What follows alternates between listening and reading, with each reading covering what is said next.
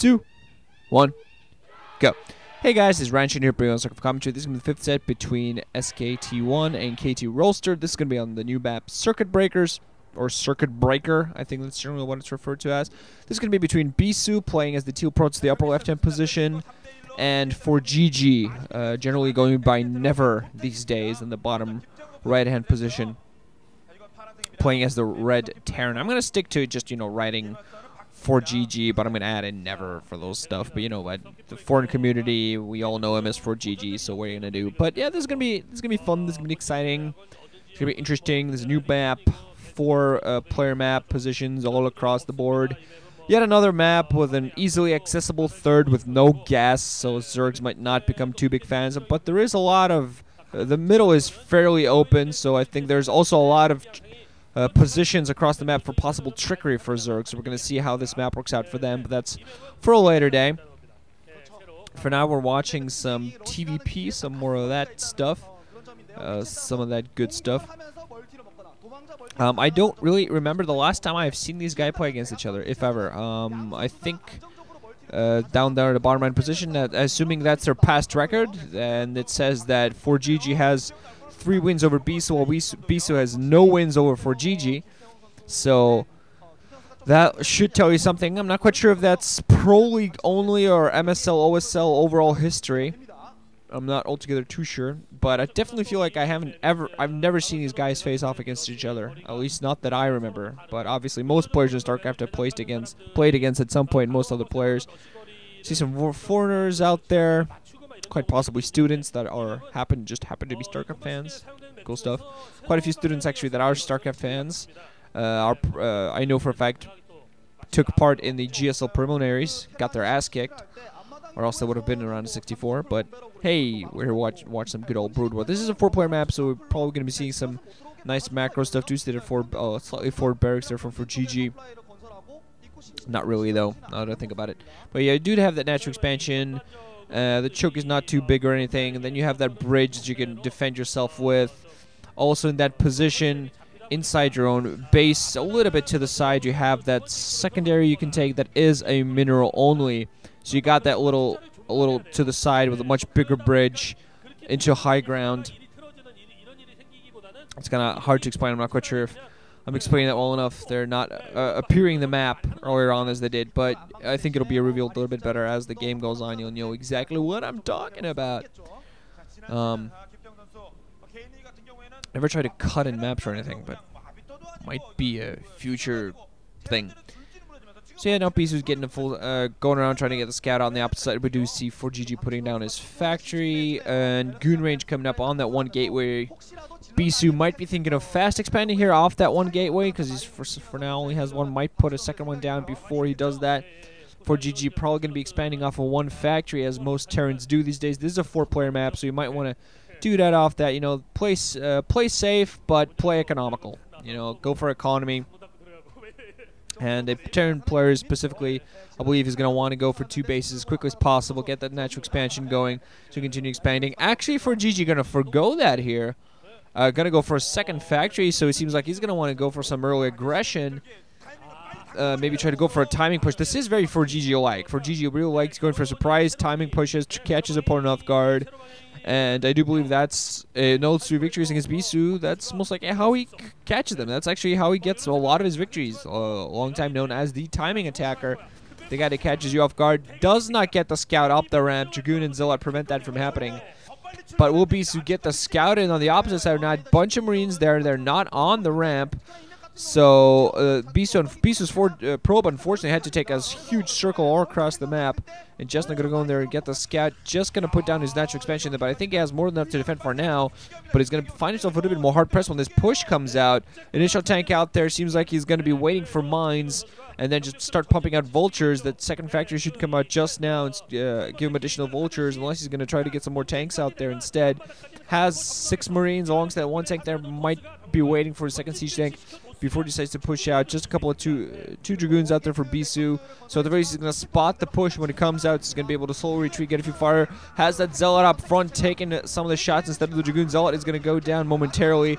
Half of the Marines have gone down at this point. Dragoons are going to start retreating pretty quickly. Only have their shields up at this point. The other one of them still has bunch of the shield, nothing but the shields up. When the other one didn't have his shields, that's what I meant.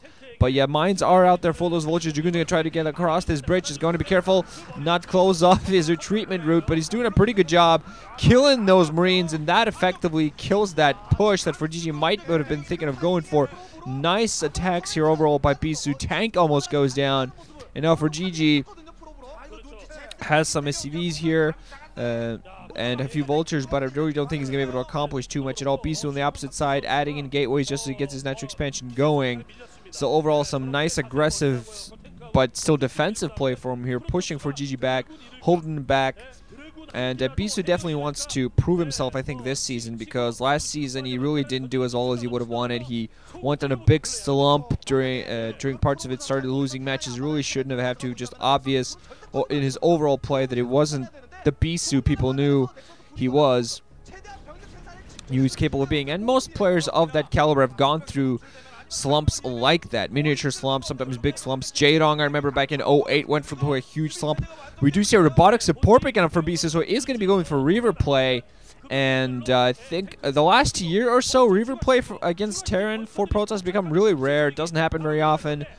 But lately, this year, especially like middle part of this year, I think, near the end, last couple of rounds of last season, we did start seeing some Reavers out there for Protoss to do some harassment. I think this is actually a defensive maneuver as well for Bisu. He has those Reavers out there, he's giving him a micro round to get those shots off on those tanks.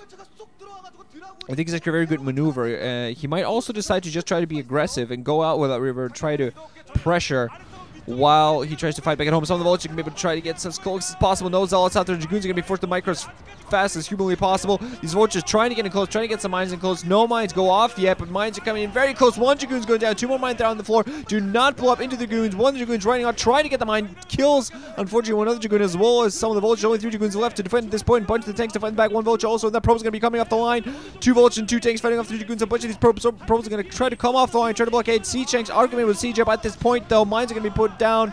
And Bisu's natural expansion completely out in the open. There is that shuttle, though. Hope he has a zealot in there as well. Drops a Dragoon down. Tank go down. The Reaver goes down, unfortunately. Oh, man. Bad that second drop for Bisu there. But still, this attack at this point, don't think as much injury. These are all those mines out there, which are trouble. Coming in with those mines right on top of the bridge. Another drop of the Dragoon kills the last tank. Unfortunately for Bisu, he's being forced to sacrifice his goon this manner. We really want to at least sacrifice zealots. At least now he can pull off his probes and get those back to mining. Unfortunately, losing that Reaver was really unfortunate for Bisu there. If he hadn't lost that Reaver in that exchange, he would have come out significantly ahead, although he did fight back this entire troop. And this from ForGG has nothing but a few vultures planting mines outside, trying to keep Bisu inside of his base. But I really think that Bisu still has his natural expansion, didn't lose that many probes, just a few to go for that aggressive option. I'm not quite sure if he has a second Reaver out there. Might already do so. Starport on the opposite side for ForGG as he also tries to desperately put up his natural expansion. I need a drink of water. Excuse me. Has a few mines out there back home to defend as well. I'm not quite sure if he has that many mines inside of his main, though, to protect against possible Reaver attacks. That one Starport coming out there will give him a Wraith that'll help him completely neutralize that dropship shuttle, though. I'm sorry. And it seems like Bisu's going to want to expand towards that mineral only.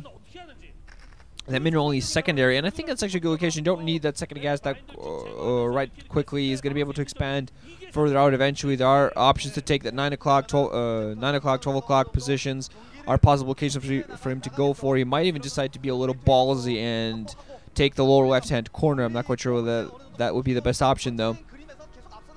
And I got to say that Proleague mark at the upper right position that we see on the screen all the time, I got to say it's kind of funky. The channel logo, if you will. No idea what it is. So yeah. No gas though for ForGG at his natural expansion, just focusing against some more vultures out there, I think, and just popping tanks from one single factory still. Bisu just planning down a bunch of pylons, trying to close off ways for vultures to get in and do some harassment. I think ForGG actually spotted the fact that that mineral only is coming down, so he's going to try to harass it, but there are Dragoons all over the place, so I'm not quite sure he's going to be able to do that too much. ForGG, although has put up bit of a semblance of an army. That Wraith out there is going to make sure that shuttle doesn't give him any trouble. And Bisu now is going to start taking up fully. Has a Citadel out there. Did see a Temple Archives come up.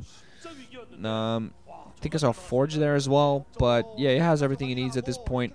I think might have actually been an observatory now that I think about it. If he doesn't have it already down, I think actually never mind. Yeah, I think he already there definitely has the down ready for an age ago. Did see a bunch of observers out there lately, out there.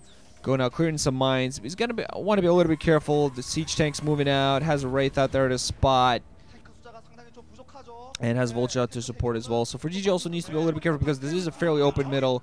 So there's a lot of positions to get flanked. Although I think, let's see, tanks are going to be retreating here.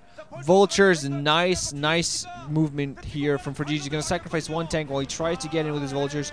Nice blockade from Bisu though. He's not going to allow these Vultures to do too much. One mine goes off into the Dragoons, but the Vultures did not get through. So nice maneuver from ForGG, but it turns out not to work out too well. He doesn't, probably lost one tank, but didn't lose overall too much. Those bridges, really, if he'd had those tanks just a little bit closer to those bridges, that would be a perfect position for him, really, because be able to siege on top of those bridges as the units funnel in, that's really good. You can splash several Dragoons at the same time. Beautiful. But he's also getting his own mineral only, so he's trying to catch up to Bisu economically.